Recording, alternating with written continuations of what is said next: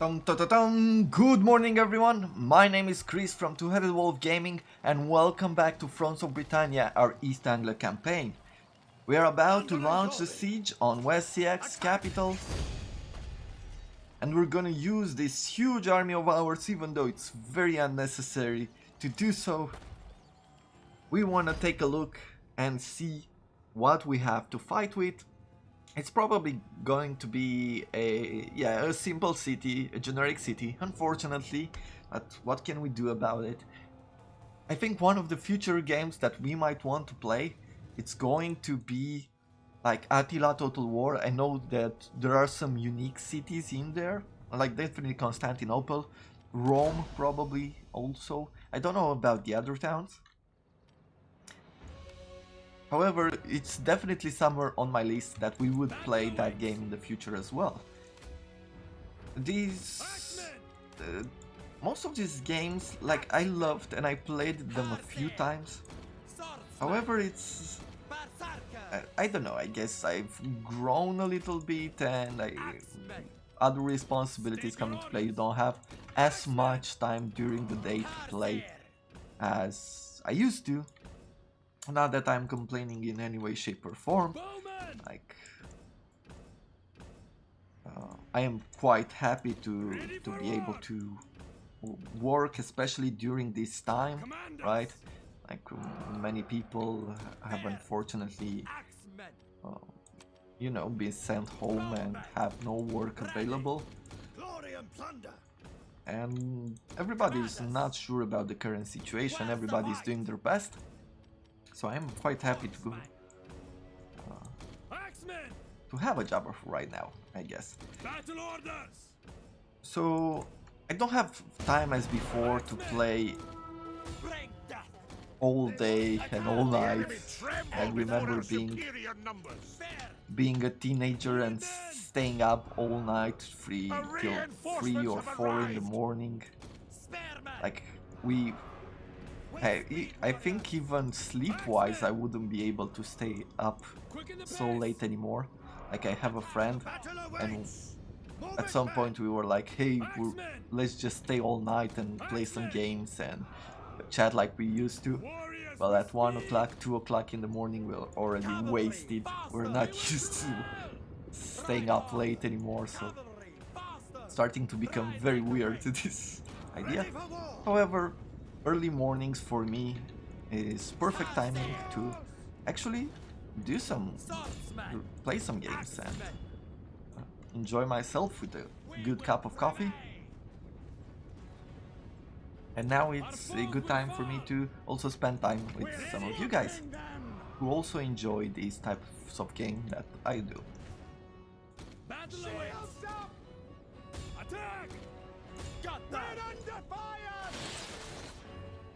Like these are such beautiful cities, like every time I'm impressed when I take a look at how these cities will build and thought about, and it keeps making me want to play city building games.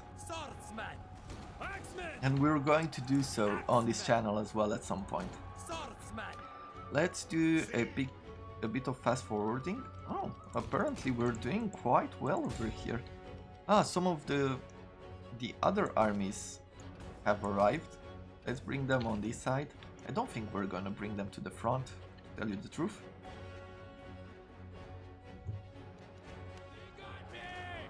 Okay, let's see. So we're scaling the walls. But we're doing pretty well with the current skirmishers we have on hand. Like, probably because they've targeted some of our under units, like this Axeman. Hey, get up the walls, do your jobs.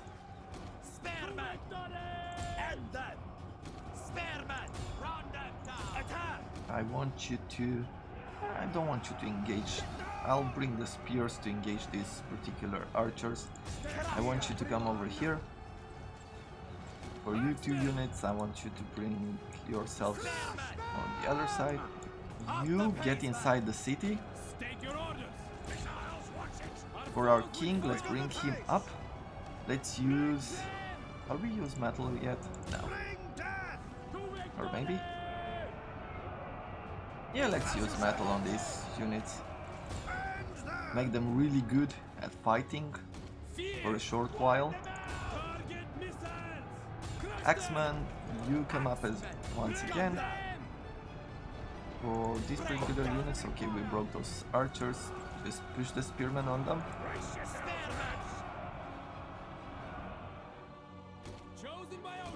And at this point, we can bring the long axeman in here as well. We're doing quite well. Not that it wasn't expected to do so.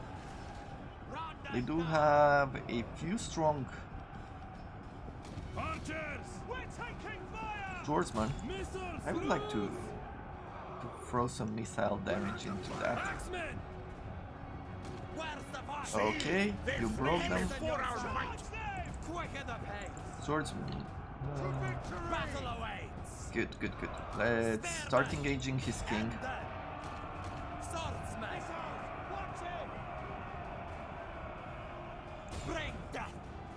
Unfortunately for him, we have our general, our toughest king, who is what, 60? Maybe 70?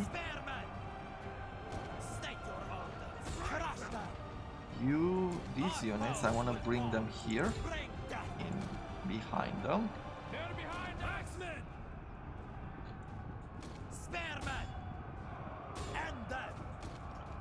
For morale, do we need it? Like, look at that. Like, we could do a rally in this huge circle. That's a tough, a strong general. Yeah, come there. For Spearman, you retreat from this battle. I don't think you'll add anything to us.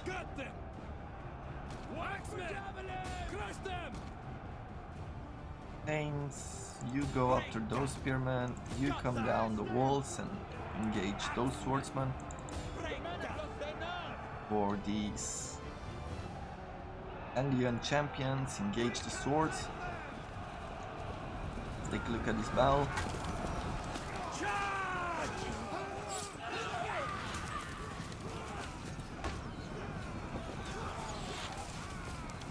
Like, our axemen are doing a wonderful job against these heavily armored units.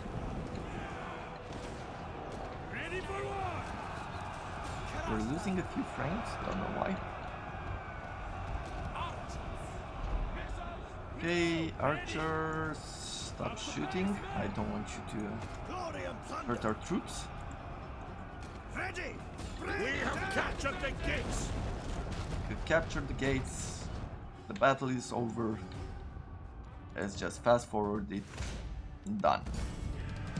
And there we have it. Now we have West CX current campaign, current capital, because they're gonna move it.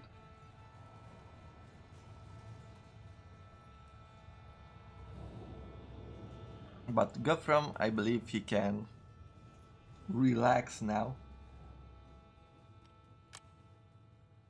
that he took revenge on the enemy. Agreed.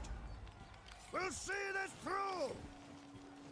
Level 9, and we're still not at level 10. Like, could you imagine that? Like, being this amazing general and still not be at level 10. Okay, let's decrease. Like, we're gonna put an extra point here. As you could see, like, we are at 6,700, and now we're gonna be at 6,800 from 5% extra. Do we want that? Is this making that much of a difference? Like, what else could we add here? This kind of siege engineering could be good. Pillager, but we're not really pillaging at this point. Forager for food, no. Bard for zeal and morale and replenishment, and a little bit of fame at the end. Or scribe. I guess we're just gonna add this extra campaign movement. Try to push our king before he passes away. He's 65. You can rely on us. At this point, I don't know how much we will have him around. I think I saw at some point like Enemy blood will flow. there is on Steam there was a picture with the longest character that I ever had, or the oldest character that I ever held, and it was 101 or something. Let's see, Guthrum became superior in attack from decisive victory at level 3, plus 3 to zeal and influence, and the man of action gained from general fighting in melee when attacking. It's at level 2, providing him surge, general ability in battle, provides a temporary bonus to charge and charge speed for nearby units. I never seen this before, which is really cool. So there's a level 3 to this. Let's see for this general. Yeah, bring one more point into Quartermaster, have that 10% extra movement. I think this is all we have left, and we said that we're going to keep the money. Let's just end the turn on the next... Refuse peace now, and you will regret it. No, we won't. So SCX wants peace. They're moving quite a few armies inside our territories. And South CX as well. Sant is moving his army around. We shall see. So we've reached a level 5 trade dwarf.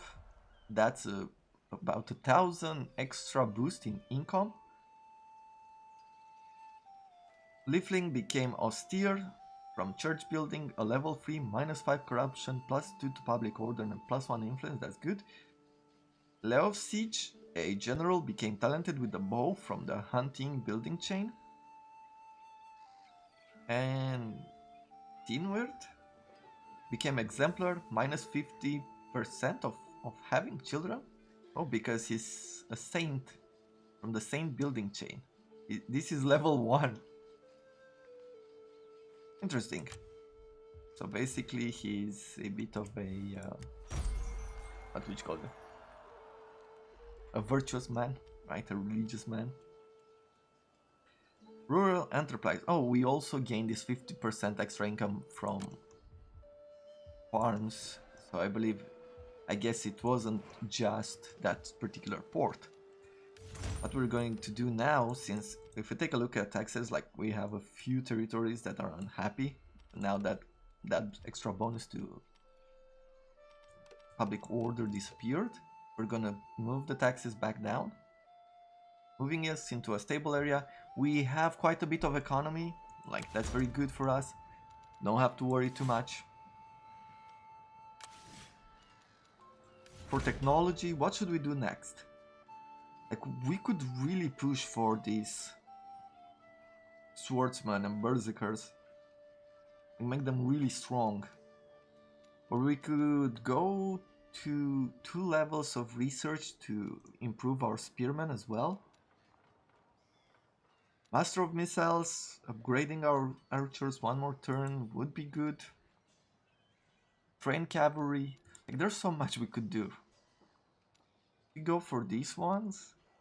It's gonna make us cheaper. Let's go back to road networks. Like, we need this extra movement inside our territories. Especially as you can see, like, they are bringing a lot of small armies towards us. Our foes shall fall. Impossible. I'm gonna wait. I think what I wanna do is mate his army here. In the water, maybe, if he's not gonna land. Not an option. He has some big stacks here. Like, I do not like that.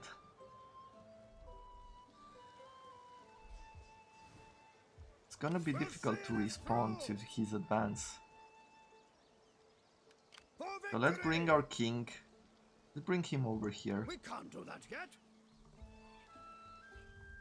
we're a bit open. You can rely on us. And with these units, We cannot. like I could bring Enemy blood him will here flow. just to scare this Not an particular option. army away. Our And foe with shall fall. I We cannot. actually can take on, We will bring fear. We'll definitely, pledge our let's take on his service. general, the king. Massacre them. For this particular army, let's auto-resolve. He will become the king because he's the heir, I think, right? Yes. That did happen. I have achieved greater rank. So he has a glass craftsman and a farm here. We cannot. He won't be able to push north just yet. If he's going to come to this side, yeah, I am going to do that. I am going to bring this 10-stack army, take over this territory with the Stonehenge, Rely on us. complete this area for us, Not an option. and We cannot. hopefully scare this general right Impossible. here. We can move this troops back to encounter this general. Now Let's move we'll over see. to these areas. Let's see, coastal raid. Oh, we've aborted this mission because I guess we took over this town. Let's see if we will get another mission. I guess we haven't really played the way that they're meant to be played. Do we want this extra income from commerce? Gonna be industry, churches, farms, maybe some commerce. The area has a royal court, so nope, church buildings might be better. Let's see, there was another place where we could have converted. We have a cathedral here. A cathedral of Saint Sweden. Plus 30% food from farms, pastures, orchards, income from churches. We have a royal academy, which provides us with 50% research rate faction-wide, minus 25% corruption in the area, plus 10 fame, plus 4 XP for generals per turn, like they don't have to be in the area, I believe. It's faction-wide, plus 3 public order, minus 15, yeah, and some upkeep. The Royal Academy is at max level, right? Yeah. Craft trader, do we want to keep this craft trader? We do have some commercial buildings here. And this will provide us with extra income from industry, which the salts are. And a bit more extra income from cloth, pottery, salt buildings. We could add... We can make a Nunnaminster? The royal household decrees this nunnery a foremost center for learning art, peace and order. Plus 5 to public order. Plus 300 income from churches. Like definitely. I don't think I want to keep this here now that we have these bonuses. I believe I want to go for the church income. Let's leave it at that for now. Bertrand, our general, gain another level. Like we can keep pushing. Enemy unit attrition. Like we could push these skills for him, but he's not great at fighting. Let's take a look. He has -1 to command, -2 to command, so I don't want to push champion on him. But we might want to go for something like zeal, right? To this kind, have this kind of strong morale.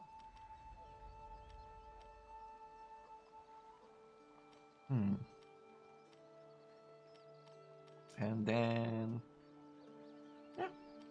Okay, let's leave it at that. No. Take a look at the other army in the Fury of Fear. Like I really, on one side, I really want to siege this province down, but I don't know what this army wants to do. So I'll keep him in place.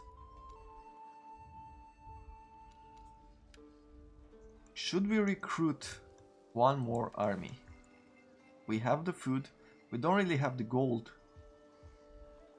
But we might need to respond at least to the 7th stack.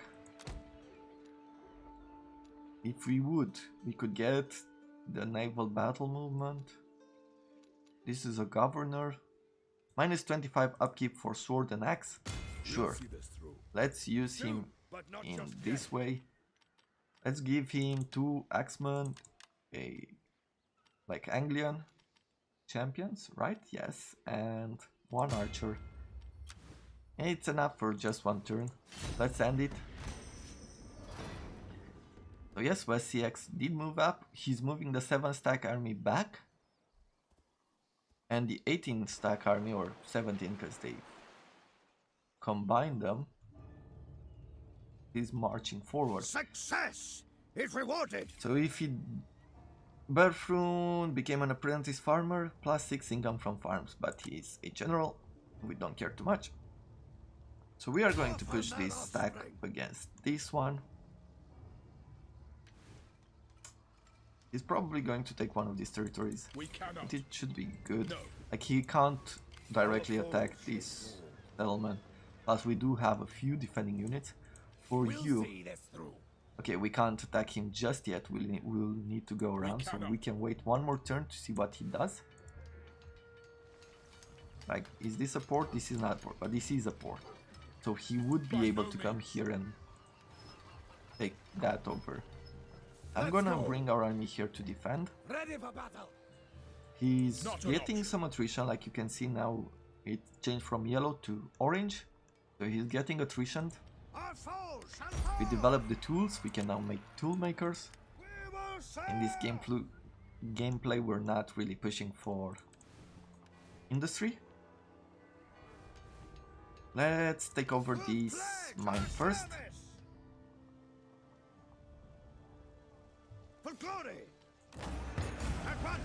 For that extra money, although we are losing a little bit on corruption. There's a 10 stack here, there's a 2 stack here. I'm gonna bring this 10 stack to attack this 10 stack. They do have a slight advantage, maybe a better general, a few more swordsmen. Yes, definitely. He has some good cap. We're going to have to fight it. So let's just do that. The hated man can't intercede. The angry man's not fit to plead.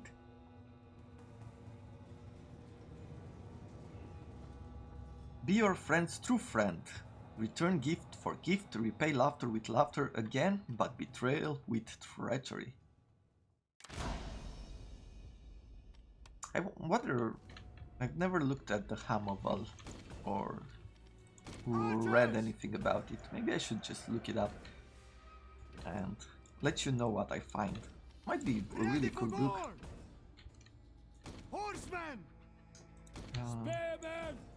Though I haven't really been impressed by books like The Art of War from Sun Tzu, or books like what was his name? A Japanese swordsman, Musashi Miyamoto. Musashi Miyamoto, was that his name? I believe so.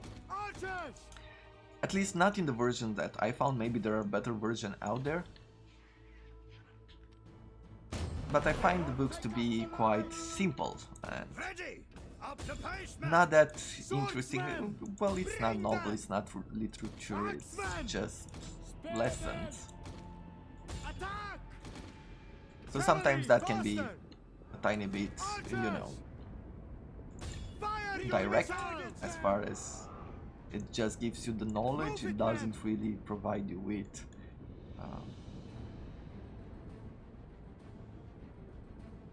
good kind of writing or word choice or things like that. And in this way, I believe that games or movies, like, they can make certain books or certain knowledge better presented for the times. State your orders. Our troops are getting a bit tired. I think I'll just start walking them. Because they're already active. By the time we reach them, they'll be maybe tired. We will do a charge pretty soon. But for now, let's just walk them.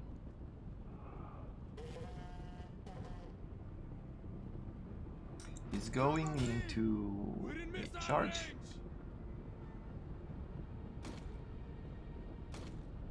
Cow cab, let's push our own. Chosen by Odin.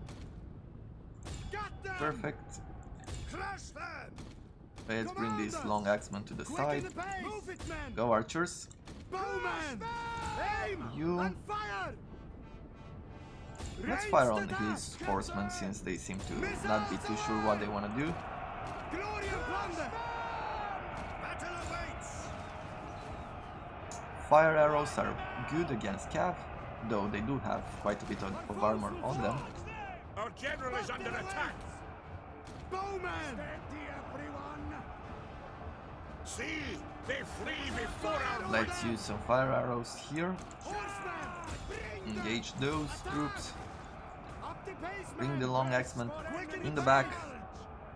Ready for war. The men have lost their nerve. Ride like the wind. Horsemen. Horsemen. Got them. Cavalry. Good, we brought them in a hammer and anvil. Crush them. Like this battle was a lot easier than first fought. The battle is turning in our favor. State your order. The men are leaving. Hasten yourselves. Okay, you go there. The enemy Long is axeman. landing. Charge their back. Crush them. That was not really a charge. I think I should have double clicked more. Let's fly. Okay, Cav go there, Spearman come here in the back. Got them. Let's do one of these. Oh, they're not even Spearman. engaging. Ready for war. Our warriors rally. Bowman. Several axemen, you get hit by ranged units. Got them. Break them. Our Cav is fighting over here with its ranged units. Fighting with spears at close range. Not that easy, I would imagine. Okay, let's start shooting somewhere else. Got them. State your orders. Axeman. Horseman. The Okay. enemy general is dead. Perfect, that's that. Now we're done with this battle as well. We're making some good progress. We're getting pretty close to finishing this campaign, and I'm actually looking forward to the next one.